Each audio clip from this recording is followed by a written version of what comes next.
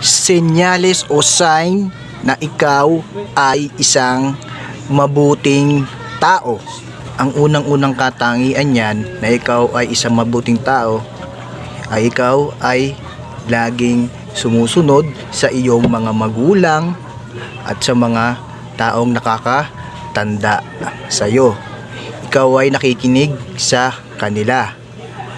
Okay, pag ikaw ay ganon, ikaw ay mabuting tao.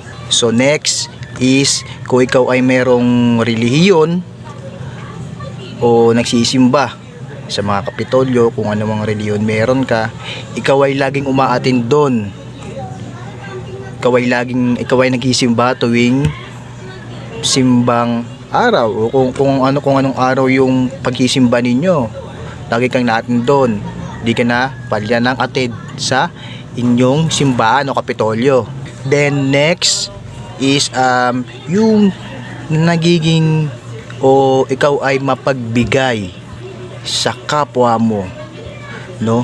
Mapagbigay ka sa mga taong nakapaligid sa iyo, no? O kung sino man yung ibig mong bigyan, kaibigan mo man, kamag-anak mo, mahal mo sa buhay, basta ikaw ay mapagbigay sa kapwa. Next is mapagmahal ka. Okay? Malambot ang puso mo, no?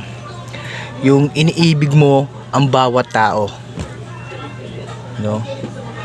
Yung mahilig kang magmahal sa iba at syempre sa sarili mo.